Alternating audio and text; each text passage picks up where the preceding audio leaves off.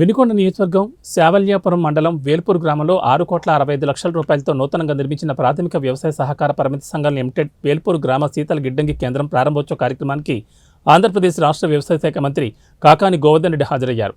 అనంతరం మాట్లాడుతూ చంద్రబాబుపై తీవ్ర విమర్శలు చేశారు. ఆనాడు రైతులకు సహాయం చేస్తే వచ్చేది ఏమీ ఉండదని బాబు మాట్లాడారని ఎద్దేవా చేశారు.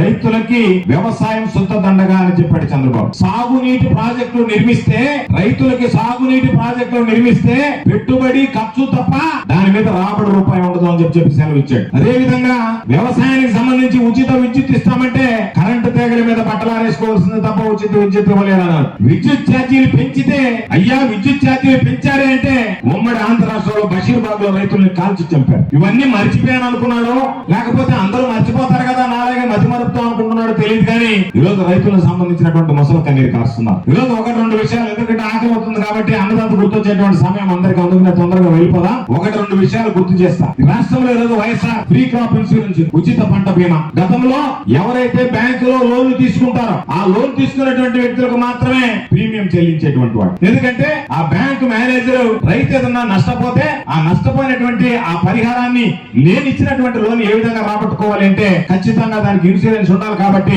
ఆ ఇన్సూరెన్స్ కి బ్యాంకుకు లేనటువంటి వాళ్ళు మాత్రమే, బ్యాంకులో లోన్ తీసుకున్నటువంటి వాళ్ళకి మాత్రమే ఇన్సూరెన్స్ అవకాశం ఉండే. కొంతమంది పాపం ఏదైనా అవగాహన ఉన్నటువంటి వాళ్ళు దాదాపు 5% కూడా ఉండేవాళ్ళు ఇన్సూరెన్స్ కట్టేటువంటి వాళ్ళు. అటువంటి నేపథ్యంలో ఈరోజు ఫ్రీ క్రాప్ ఇన్సూరెన్స్ తీసుకొచ్చాడు. సాధారణంగా 3 వాటాలు. ఒకటి ప్రధానమంత్రి ఫసల్ బీమా యోజనలో రైతు భరించాలి ప్రీమియం. ఒక వాటా రాష్ట్ర ప్రభుత్వం భరిస్తుంది, ఒక వాటా కేంద్ర ప్రభుత్వం భరిస్తుంది. అటువంటిది ముఖ్యమంత్రి జగన్మోహన్ రెడ్డి గారు రైతులు ₹1 కూడా చెల్లించాల్సినటువంటి అవసరం లేదు, రైతులకు సంబంధించినటువంటి బీమా ఏదైతే ఉందో ప్రీమియం అది నేనే చెల్లిస్తా, రాష్ట్ర వాటాతో పాటు రైతుల వాటా కూడా నేను చెల్లిస్తాను అని చెప్పడం జరిగింది. కేంద్ర ప్రభుత్వం ప్రధానమంత్రి ఫసల్ బీమా యోజనలో ముఖ్యమంత్రి గారు అడిగింది, కొంతమందికి అనుభవాలు ఉన్నాయి, 1 బిల్ లేవు, కొంతమంది ఏమీ లేకుండా చేసుకుంటున్నారు పోరంబోకుల్లో. కాబట్టి రైతు అనేటువంటి వాడు ఎక్కడ నాటినా ఎక్కడ వ్యవసాయం చేసినా ఆ నోటిఫైడ్ పంటలకు అన్నిటికీ కూడా ఈరోజు మనం ఉచిత పంటల బీమా ఇవ్వాలి అంటే కేంద్ర ప్రభుత్వం కుదరదు అని చెప్పింది. ఆంధ్ర రాష్ట్రంలో కేంద్ర ప్రభుత్వం కుదరదు అని చెప్పిన తర్వాత ఈ భారతదేశంలో మీరు ఇవ్వాల్సినటువంటి అవసరం మాకు లేదు, ఆ 3వ వంతు కూడా